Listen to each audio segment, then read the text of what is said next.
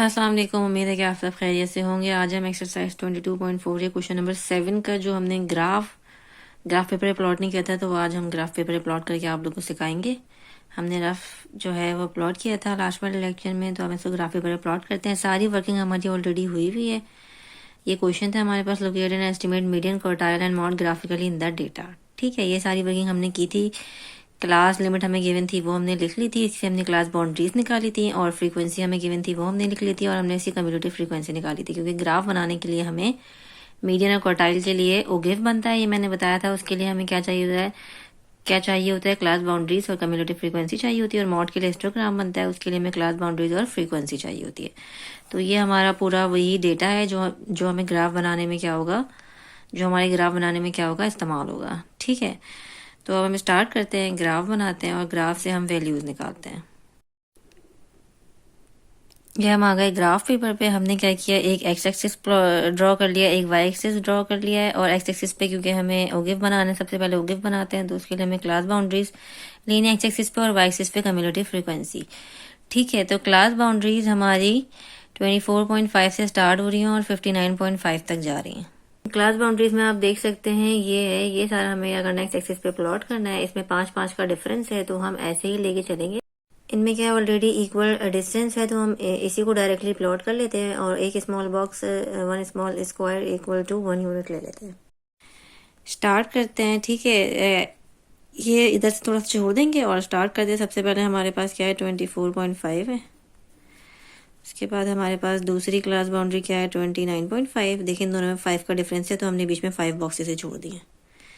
तीसरी क्या है हमारे पास, 34.5। इनमें भी 5 का डिफरेंस है। डिफरेंस अगर तब्दील हो जाएगा ना, तो ये फिर ग्राफ सही नहीं बनेगा। डिफरेंस सेम होना चाहिए। इसमें 5 का डिफरेंस है, तो इसमें भी 5 का डिफरेंस होना चाहिए।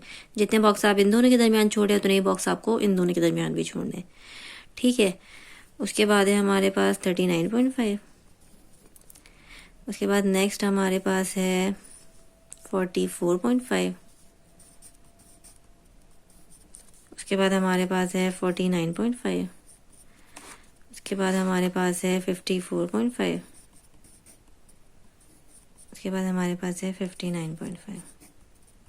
ये हमने क्या किया, एक्सिस पे क्लास बाउंड्रीज लिख ली। सबका डिफरेंस सेम था, बीच में इनके 5-5 डब्बे हमने छोड़ दिए हैं। ठीक है, तो ये हमारी क्या हो गई, क्लास बाउंड्रीज हो गई एक्सिस 59.5 तक। अब हमें क्या करना है, कम्यूटेटिव फ्रीक्वेंसी आपको देख सकते हैं टोटल 48 तक जा रही है। तो हम 50 तक क्या कर लेते हैं, इधर जो है वो स्केल बना लेते हैं। अब ये हमारी क्योंकि 48 तक जा रही है, तो हम 50 तक स्केल बनाते हैं। तो हम एक काम करते हैं, इसको 5 स्मॉल बॉक्सेस को हम 10 ले लेते हैं। यानी कि एक डब्बा किसके बराबर होगा, एक बॉक्स किसके बराबर होगा, 2 यूनिट के बराबर होगा। ठीक है, 2 2 4 2 6 2 8 2 10। जब ये 10 है, तो ये क्या होगा, 20 होगा। मैंने अभी आपको बताया इक्वल जो है हमें क्या रखना है, डिस्टेंस रखना है। ये 30 हो गया, साइज इक्वल रखना है। ये 40 हो गया, और ये मेरे पास क्या हो गया, 50 हो गया। ये हमारा क्या हो गया, वाई एक्सिस हो गया। अब हम क्या करते हैं, ग्राफ प्लॉट करना स्टार्ट करते हैं। जैसा कि मैंने आप लोग को बताया अभी तक, जब हम ग्राफ प्लॉट कर रहे थे, कि हमें खाली क्या चाहिए, ये अपर क्लास बाउंड्रीज चाहिए होती हैं गिफ बनाने के लिए। यहाँ पे हमने क्लास बाउंड्रीज का स्केल जो है वो प्लॉट कर दिया है। आप जो है वो अपर क्लास बाउंड्री का भी खाली स्केल बना सकते हैं। ठीक है, जिस तरह हमने लास्ट वाले क्वेश्चंस में किया था। अच्छा, मुझे अपर क्लास बाउंड्री चाहिए, तो हम 29.5 को देखेंगे। 29.5 पे हमारी कम्यूलेटिव फ्रीक्वेंसी क्या है, 5 है। एक चीज़ और देख लेंगे, ग्राफ हम ग्राफ पेपर में बना रहे हैं, तो उसके लिए हमें स्केल भी लिखना जरूरी होगा। क्योंकि कुछ पेपर में अगर आप स्केल नहीं लिखेंगे, तो वो आपके मार्क्स काटेगा। तो हम एक्स एक्सिस पे हमने क्या किया, 1 small square equal to 1 unit लिया है। एक डब्बा 1 यूनिट के बराबर है। और वाई एक्सिस पे हमने 1 small square equal to 2 unit लिया है, क्योंकि एक डब्बा हमारे 2 यूनिट के बराबर है। सही है, 5 डब्बे किसके बराबर है, 10 यूनिट के बराबर है। तो हमारा स्केल हो गया। हम प्लॉट करते हैं। तो 20 मैंने आपको बताया था अपर क्लास बाउंड्री देखनी है, अपर क्लास बाउंड्रीज ही देखनी है खाली। तो 29.5 पे हमारी कम्यूलेटिव फ्रीक्वेंसी क्या आ रही थी, 5 आ रही थी। तो 5 कहाँ होगा, ये मिड में होगा। ये 29.5, ये 5 होगा। ठीक है, तो मैंने क्या कर दिया, सर्कल कर दिया। उसके बाद 34.5 पे टेबल जो है ना, वो आप डायरेक्टली उधर से भी देख सकते हैं। ठीक है, 34.5 पे हमारी कम्यूलेटिव फ्रीक्वेंसी आ रही है 9। मैं यहाँ पे अटैच कर दूंगी, ताकि आप लोगों को कोई कन्फ्यूजन ना हो। सही है, जो हमने वर्किंग की थी उसकी पिक्चर। अब 39.5 पे हमारे पास कम्यूटेटिव फ्रीक्वेंसी क्या आ रही है, 16 आ रही है। ये 39.5 है और 16 होगा इधर।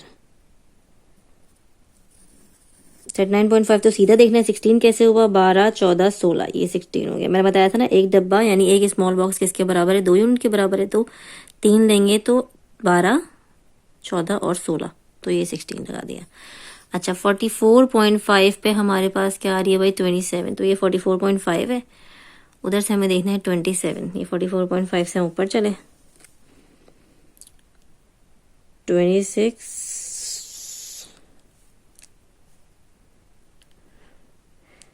नहीं 26 ये होगा, 27 ठीक है, क्योंकि ये 20 तो 22, 24, 26, 27 सही है। उसके बाद हमारे पास क्या है भाई, 49.5 पे हमारे पास है 39, तो ये हमारे पास क्या है, 49.5 है। इस पे हमारे पास, इधर से हम ऊपर चलते हैं, इस पे हमारे पास क्या है, 39 है।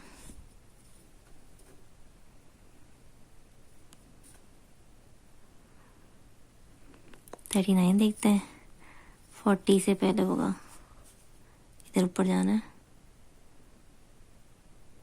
इधर होगा, ये होगा 39 ठीक है। ये हमारा हो गया 39, 49.5 पे। अब 54.5 पे हमारे पास है, 54.5 पे हमारे पास क्या है, 47 आ गया। ये 54.5 है। इधर से मैं इधर लाइन लगा लेती हूँ ताकि कोई कंफ्यूजन ना हो कि इस लाइन में हमें जाना है। और हमारे पास क्या है, 47 है, तो हम ऊपर जा रहे हैं, ऊपर जा रहे हैं, तो ये 50 है, 58, 50 नीचे 58 होगा, ये 50 है, 50, 47 ठीक है, 47 हो गया। ये मेरा 48 था, ये 47, 47 और ये नीचे क्या था, 54.5। अब मेरे पास है आखिरी 59.5, 59.5 पे हमारे पास 48 है, तो 59.5 की लाइन ये है, इधर से हम चले,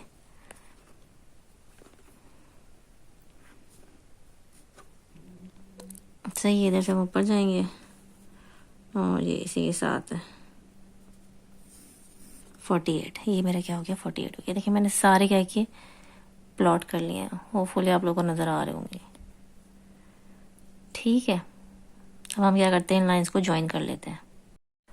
अच्छा हमें लाइंस को ज्वाइन करना है, तो हम इन लाइंस को ज्वाइन कर लेते हैं, स्केल से भी कर सकते हैं ठीक है, ज़्यादा एक्यूरेट हो जाएंगी। मैं आपको रफ हैंड से ज्वाइन करके दिखा रही हूँ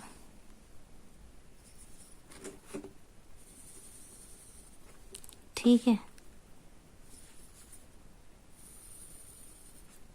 ये हो गया। अब आपको पता है गिफ्ट में क्या करता है, जैसे हम ऑलरेडी रफ डिस्कस कर चुके हैं, जो पहली वाली क्लास बाउंड्री थी उससे हम क्या करेंगे, इसको ज्वाइन कर देंगे, यह हमारा ग्राफ स्टार्ट हो गया। और ये जो लास्ट है इसको नीचे इधर क्या कर देंगे, स्ट्रेट लाइन ड्रॉप कर देंगे। तो स्ट्रेट लाइन ड्रॉप करके मैं आपको दिखाती हूँ। ये हमने क्या किया है, सबसे पहले हमने जो है वो ग्राफ कंप्लीट कर लिया। अब इसमें से हमें क्या निकालना है, मीडियन निकालना है और Q1 और Q3 यानी क्वार्टाइल्स निकालना है। इसके लिए हमने वर्किंग की हुई है, n/2, n/4 और 3n/4 निकाला हुआ है, जो कि ये है n/2 हमारे 24 है मीडियन के लिए, n/4 Q1 के लिए 12 है और 3n/4 क्या है, Q3 के लिए 36 है। ये हमारा ग्राफ है, कुछ इस टाइप का जो है हमारा वो गिफ्ट बन रहा होगा।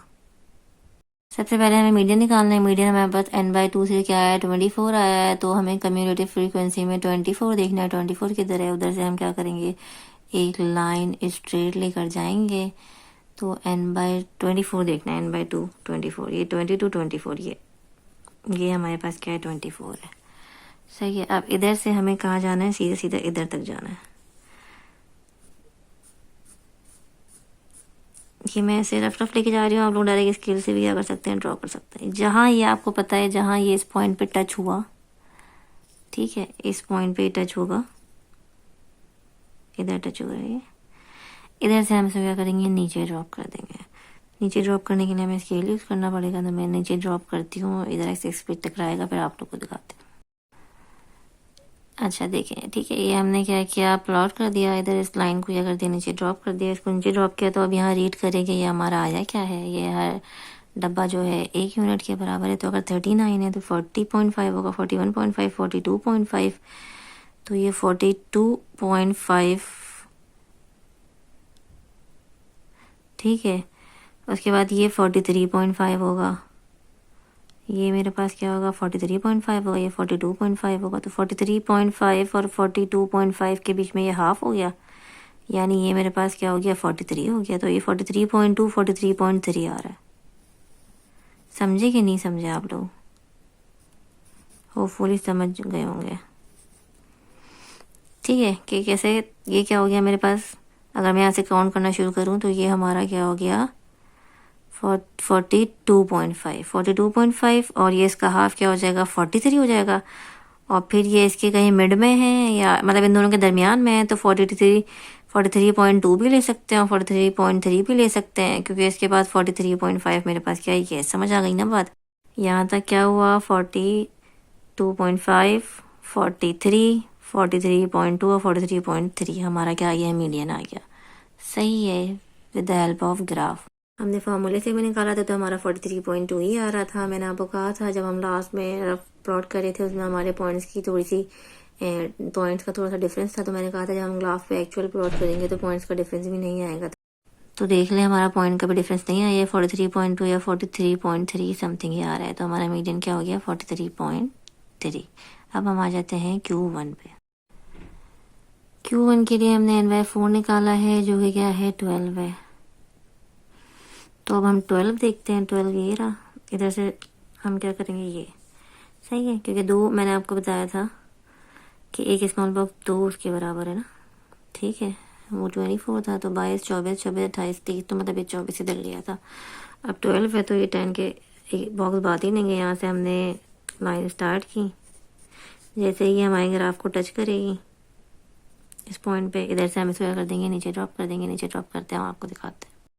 ये हमने लाइन नीचे ड्रॉप कर दी इधर से, तो इधर से ये हमारे पास थोड़ी इस तरफ ज़्यादा रीड करना स्टार्ट कर, 34.5, 35.5, 36.5, 37 नहीं होगा पूरा, 37 से थोड़ा सा ये पहले है, तो मैं 36 पॉइंट यहाँ से 36.7 या 36.8 ले लेती हूँ, ठीक है, सही है। तो ये मेरा क्या आ गया, Q1 आ गया 36.8।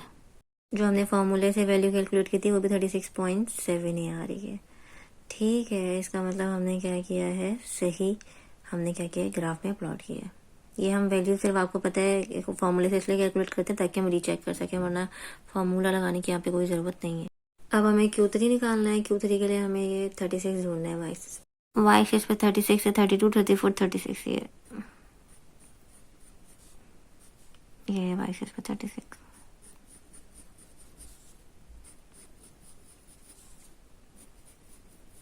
जो कि यहाँ टच करेगा, सही है। अब हम इसको नीचे ड्रॉप करते हैं, ये हमारी लाइन इधर क्या और थी, टच हो रही थी, इधर से हमने क्या कर दिया, नीचे ड्रॉप किया, ये रहा, इधर से हमने क्या किया, नीचे ड्रॉप किया, ये हमारा Q3 है। देख इस स्केल को, ग्राफ को हम रीड कर लेते हैं कि नंबर क्या है, ठीक है, 44.5, 45.5, 46.5, 47.5, हाफ तो हो गया 48, 48.5 तक नहीं पहुंचा, उससे थोड़ा सा पहले है, तो 48.3 कर लेते हैं, ठीक है, समझ आ गई बात। 48.5 ये है, इस लाइन से क्या है, थोड़ा सा पहले हमारी जो है वो लाइन टच कर रही है, तो ये 48.3 या 48.4 आएगा। जो हमने फॉर्मूले से कैलकुलेट किया था वो भी 48.3 ही आ रहा है, ठीक है। इसका मतलब हमने क्या किया है, सही ग्राफ प्लॉट किया है। तो मैंने आप लोगों को कहा था कि डिफरेंस क्या हो जाएगा, बिल्कुल मिनिमम हो जाएगा जब हम इसको एक्चुअल ग्राफ पेपर पे प्लॉट करेंगे, तो डिफरेंस बिल्कुल ही मिनिमम होगा। और ये हमारा आ गया मीडियन 43.2, Q1 36.8 और Q3 48.3, ये तीनों चीज़ें 36.8, 48.3.2 और 48.3, ठीक है। ये तीनों चीज़ें हमने निकाल ली, हमारे फॉर्मूले से भी मोर और लेस यही आंसर आ रहे थे। ये हमारे हमारे पूरा ग्राफ।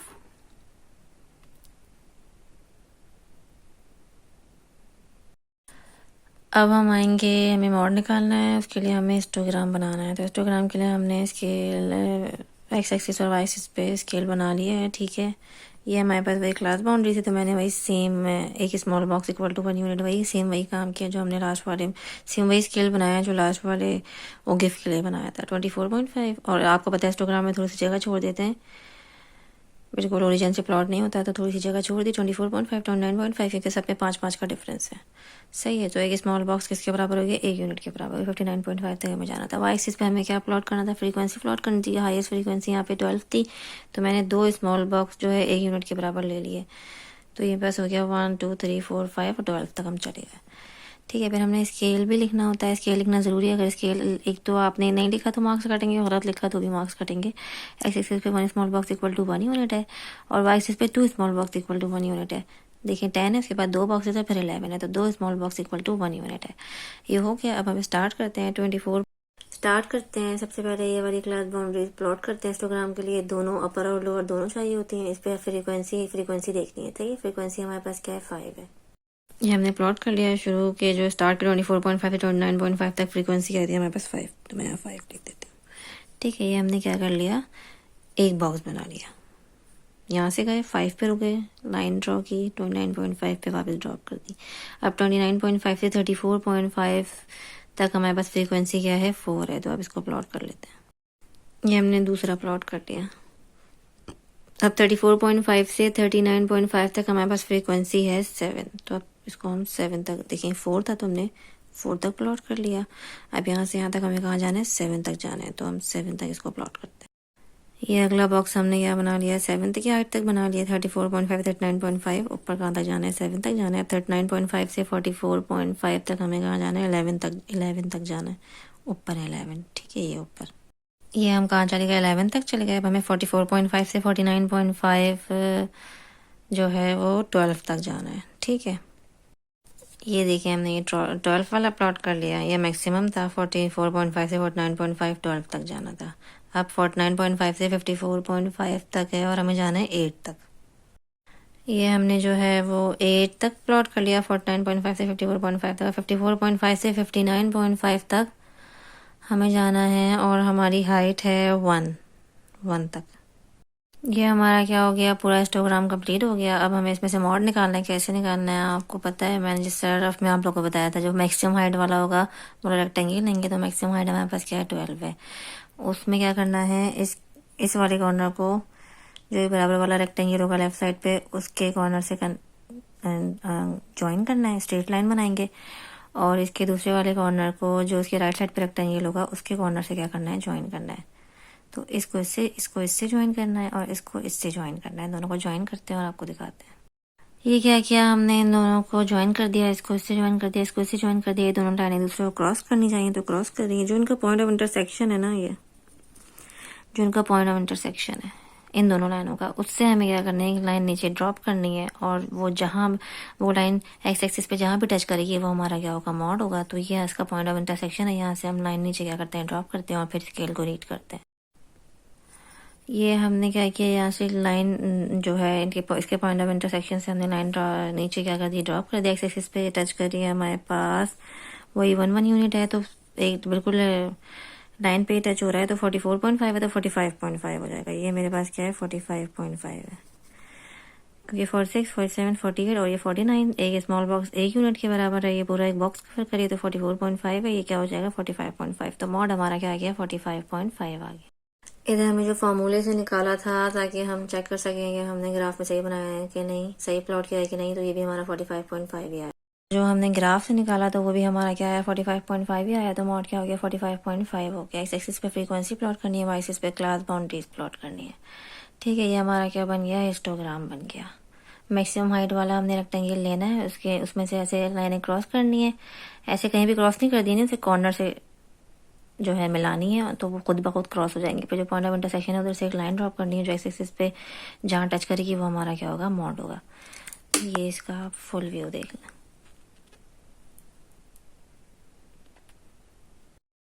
यहाँ जो है हमने दोनों ग्राफ पर ड्रॉ करके ग्राफ पेपर पे आपको बता दिया। अगर फिर भी आप लोग को इसमें कोई कन्फ्यूजन हो तो आप लोग कमेंट सेक्शन में पूछ सकते हैं, ठीक है। और ये स्केल ज़रूर याद रखिएगा, स्केल ज़रूरी लिखना है, स्केल मत भूलिएगा और सही लिखना है, ठीक है। बाकी मिलते हैं नए एक्सरसाइज के साथ, तब तक के लिए अपना ख्याल रखिएगा। थैंक यू, अल्लाह हाफिज़।